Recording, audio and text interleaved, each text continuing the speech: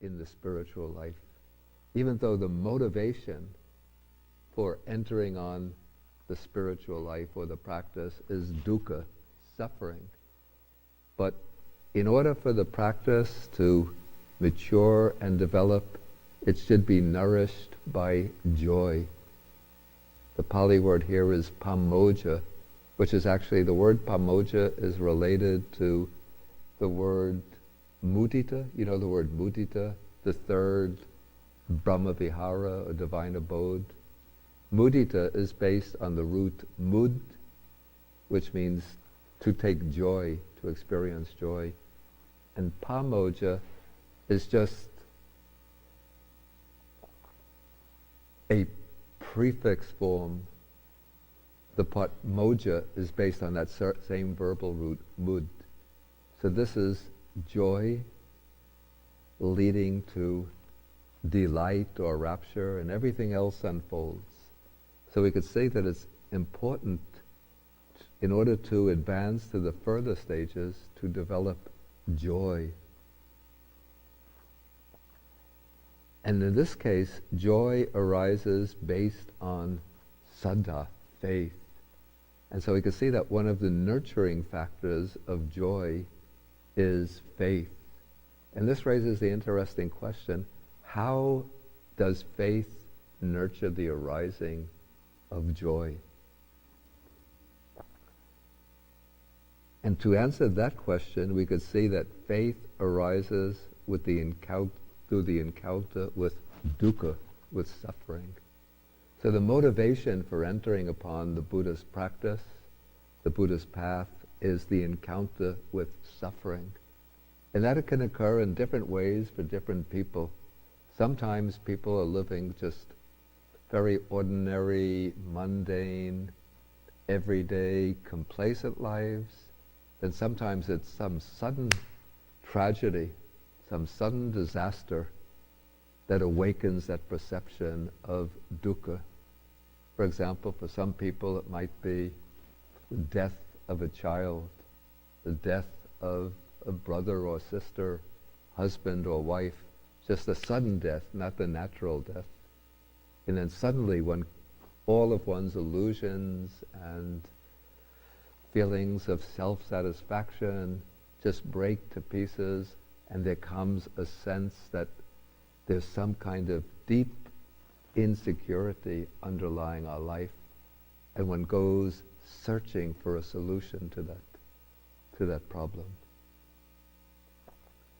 In other cases, there's not a dramatic or tragic event that triggers that encounter with suffering, but sometimes it's just the sense that this ordinary run-of-the-mill life that we're leading is not sufficient, not adequate, a feeling that there must be something deeper, more valuable to be pursued in life than the things that we ordinarily pursue, whether it be sense pleasures, wealth, material possessions, fame, status.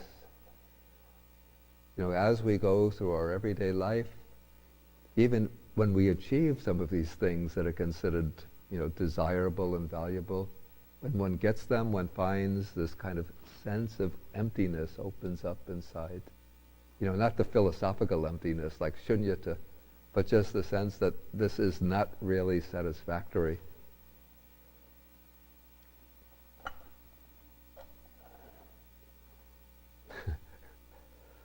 I just came from, I was in the part of California, Northern California, called the Silicon Valley. And this is like the heart of the computer, electronics,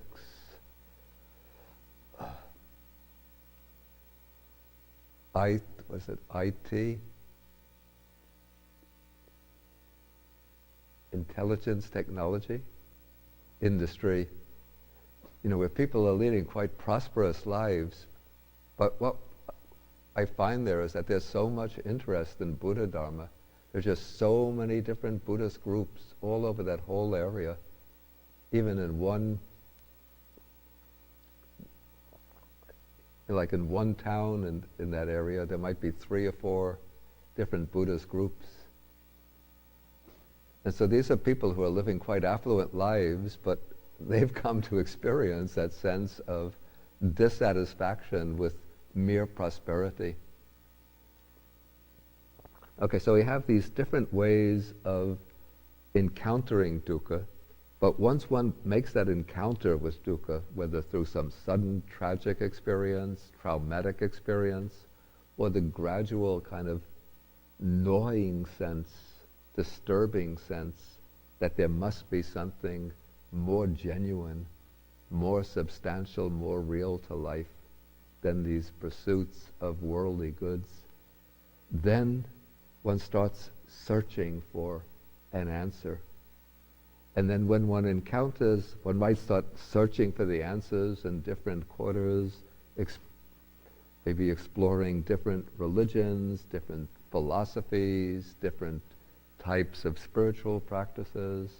But in this case, for the process leading to liberation to occur, there comes the encounter with the Buddha Dharma. And so with this there arises saddha, or faith.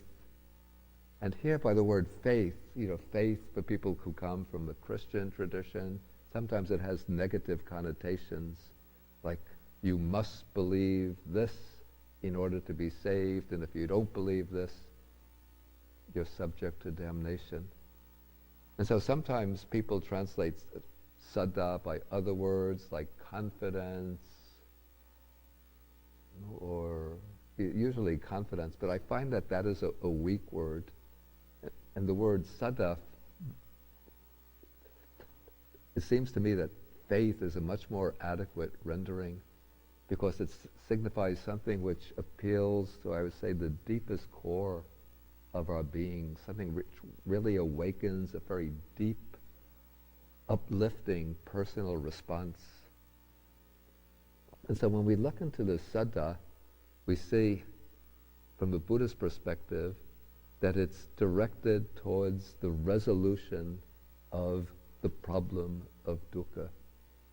And if we put this quality of saddha sort of under a microscope and look into it, I found that it has 3 components, 3 aspects to saddha. I call these 3 aspects the intellectual aspect, the emotional aspect, and the volitional aspect. The intellectual aspect means that one is ready to try to understand certain things. And this is very fundamental to the Buddha's teaching, that one doesn't just place blind belief in the teaching, but one tries to understand them. And this understanding is motivated by the trust that one places in the Buddha as the enlightened teacher, and in the Dhamma as the Buddha's explanation or exposition of the true nature of things and of the path to liberation. And so this is the intellectual component of saddha, is acceptance, the understanding of these teachings, and the attempt, let's say the trust that one places in these teachings that come from the Buddha, and the attempt to understand them, to assimilate them, to figure out what the Buddha is saying through these teachings. So this is why even the study of the Dhamma becomes an inspiration to faith, a way of stimulating faith. Because as we read the Buddha's teachings, we see that they're very crystal clear, very precise, and very realistic. They don't make extraordinary demands on our capacity for belief. And so we have the intellectual component of faith, and then there's an emotional component. The emotional component is what I would call veneration, that as one understands the teaching and appreciates the teaching, then one develops an immense respect, reverence, for the Buddha as one who embodies excellent qualities, one who is free from faults, and who is the embodiment of excellent qualities. And one has this veneration for the Dhamma because of its clarity and truthfulness, and veneration for the Sangha, particularly the Aryan Sangha, as those who have realized and experienced the truth of the teaching. So that is the emotional aspect, the veneration, and veneration leads into deep personal commitment and devotion to the three jewels of the teaching. Then the volitional component, volition means the will. And so volition is what motivates us to act. And so when one gains saddha in the teaching, trust, confidence, faith in the teaching, this motivates us to act upon the teaching, which means to set out on the path that the Buddha taught. And so in this way, saddha works from first, through gaining some degree of saddha, we make the attempt to understand the teaching. As understanding deepens, there arises reverence or veneration for the Buddha and his teaching. And when there's veneration, then we are motivated to act in order to reach, to practice the teaching, in order to reach the goal of the teaching. And in the sequence that I've been describing, we go from saddha to joy. And so we could see how joy arises when one has been, when one has made this encounter with dukkha, and one has been seeking some answer, some way out from dukkha, and now one finds a really clear teaching which lays out, explains the whole nature of suffering, the nature of human existence, which explains the cause of dukkha, which points to the possibility of liberation, and which explains and expounds the path to liberation. But it's not enough just to have this saddha for joy to arise, but for joy to arise, one has to start putting the teaching into practice. And what I found of interest is that there is another presentation of a similar sequence which goes from sila, observing the precepts, to what is called non-remorse, and then from non-remorse to joy.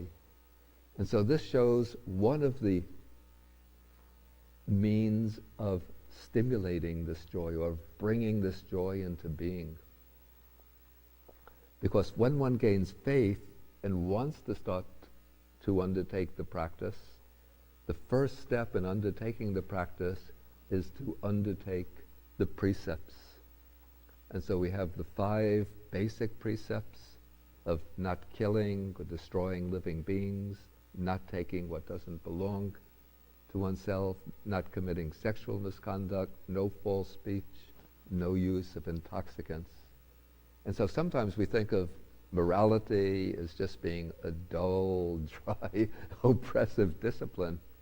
But when one undertakes these 5 precepts, one is doing things that are really, firstly, beneficial to oneself, because one is leading a life of moral integrity, a life by which one is not